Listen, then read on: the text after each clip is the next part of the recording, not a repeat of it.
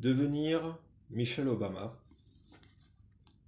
Je gagnais confortablement ma vie chez Sidley, mais j'étais assez pragmatique pour ne pas jouer les paniers percés quand il s'agissait de logement. À la fin de mes études, j'avais regagné mon ancien quartier de South Shore, encore relativement épargné par les gangs et la drogue. Mes parents s'étaient établis au rez-de-chaussée de la maison, dans l'ancien appartement de Robbie et Terry, et m'avaient proposé de reprendre le logement du premier que nous occupions quand j'étais petite. Ils lui avaient donné un coup de neuf, et en y installant un canapé blanc, pimpant et des batiks encadrés au mur. Je leur faisais de temps en temps un chèque qui couvrait plus ou moins ma part des charges. On ne pouvait pas vraiment parler de loyer, mais ils prétendaient que c'était largement suffisant. Mon appartement disposait d'une entrée séparée, ce qui ne m'empêchait pas de passer le plus souvent par la cuisine du rez-de-chaussée quand je partais au travail et en revenais. D'abord parce que la porte arrière de mes parents donnait directement sur le garage, ensuite parce que j'étais encore et serais toujours une Robinson, même si je me considérais à présent comme la jeune femme active et indépendante que j'avais toujours rêvé d'être. Portant des tailleurs et conduisant une Saab. Je n'aimais pas être seul. J'avais besoin de me réconforter en faisant tous les jours un saut chez mes parents. Ce matin-là, justement, j'étais passé les embrasser avant de filer prendre ma voiture et d'affronter une violente averse pour rejoindre mon bureau. Pour rejoindre mon bureau, faut-il le préciser à l'heure. J'ai regardé ma montre. Des nouvelles de ce garçon ? Ai-je crié à Lorraine. Son soupir a été parfaitement audible. Non, aucune, m'a-t-elle répondu. Ça l'amusait visiblement. Elle savait que les gens en retard m'exaspéraient. J'y voyais une forme d'arrogance. Barack Obama avait déjà fait parler de lui au cabinet. Il sortait tout juste de sa première année de droit. Or, en général, on ne recrutait que des étudiants en fin de deuxième année pour les stages d'été. Mais la rumeur le disait exceptionnel. On racontait qu'une de ses professeurs de Harvard, la fille d'un des directeurs du cabinet, prétendait qu'il était l'étudiant en droit le plus doué qu'elle ait jamais rencontré. Certaines secrétaires qu'il avait vues quand il était venu passer son entretien d'embauche affirmaient que, en plus d'être brillant, il était très mignon. Tout cela me laissait sceptique. L'expérience m'avait appris qu'il suffisait de faire enfiler un costume à un noir, plus ou moins intelligent, pour que les blancs perdent la boule. Je doutais qu'il soit à la hauteur de ce battage. J'avais regardé sa photo dans l'édition d'été de notre annuaire du personnel. Un portrait tout sauf flatteur, mal éclairé, d'un type avec un grand sourire et un petit côté intello. Je n'avais pas été franchement emballé. À en croire son CV, il venait de Hawaï. Au moins, voilà qui faisait de lui un polar plutôt exotique. Quant au reste, rien à signaler. Mon seul motif d'étonnement remontait à quelques semaines, le jour où je lui avais passé un coup de fil rapide pour me présenter. J'avais été agréablement surprise par la voix que j'avais entendue à l'autre bout du fil. Un timbre de baryton chaud et même sexy, qui ne collait pas du tout avec sa photo. Il ne s'est présenté à l'accueil de notre étage que 10 minutes plus tard. Je suis sorti de mon bureau pour aller le chercher. Je l'ai trouvé assis sur un canapé, un certain Barack Obama, en costume sombre et légèrement humide à cause de la pluie. La mine penaude, il m'a prié d'excuser son retard tout en me tendant la main. Il avait un large sourire et était plus grand et élancé que je ne l'avais imaginé. Un jeune homme qui de toute évidence ne devait pas être un gros mangeur et semblait par ailleurs ne pas avoir l'habitude d'être en costume. S'il savait que sa réputation de petit génie l'avait précédé, il ne le montrait pas. Pendant que je l'entraînais dans les couloirs pour rejoindre mon bureau et lui exposer le quotidien du droit des affaires, lui montrant le centre de traitement de texte et la machine à café, lui présentant notre système de comptabilité des heures facturables, il est resté silencieux et respectueux, écoutant attentivement. Au bout d'environ une demi-heure, je l'ai remis entre les mains de l'associé principal, qui serait son référent officiel pour l'été, et j'ai regagné mon bureau.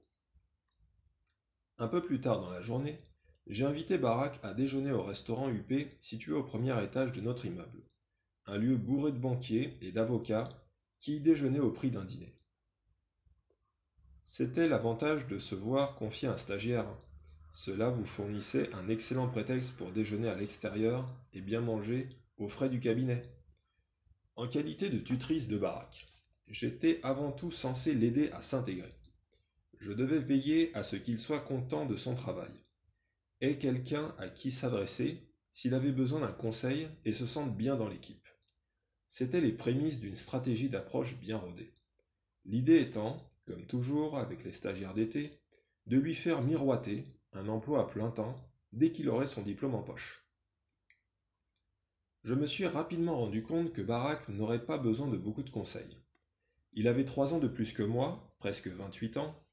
Contrairement à moi, il avait exercé un emploi pendant plusieurs années avant d'entrer en fac de droit, après avoir passé sa licence à Columbia.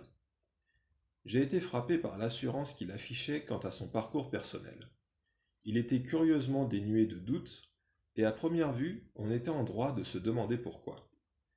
À considérer ma propre marche, à pas redoublée vers le succès, ma trajectoire directe de Princeton à Harvard, puis mon bureau du 47e étage, la voie suivie par Barak avait tout d'une route sinueuse, improvisée, à travers des univers disparates.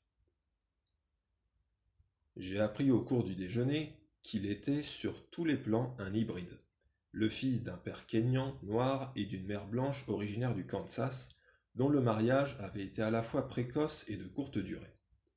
Il était né et avait grandi à Honolulu, mais avait vécu enfant 4 ans en Indonésie, à jouer au cerf-volant et à attraper des grillons.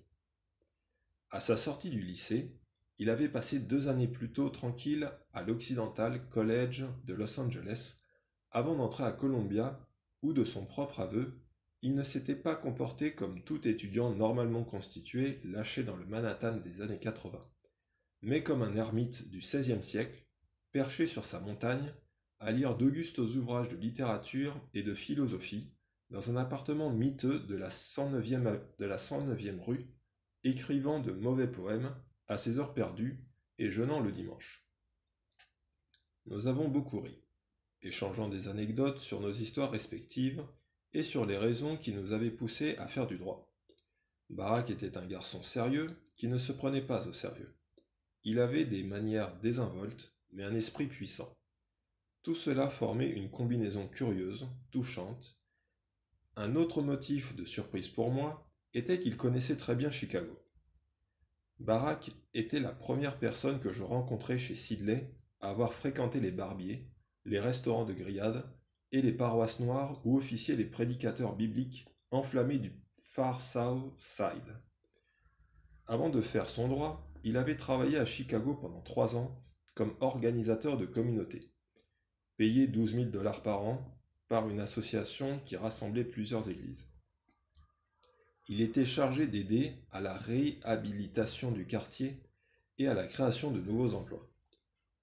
Tel qu'il la décrivait, cette activité lui avait apporté 2 tiers de frustration pour 1 tiers de satisfaction. Il passait des semaines à préparer une réunion de communauté, à laquelle n'assistaient qu'une dizaine de gens.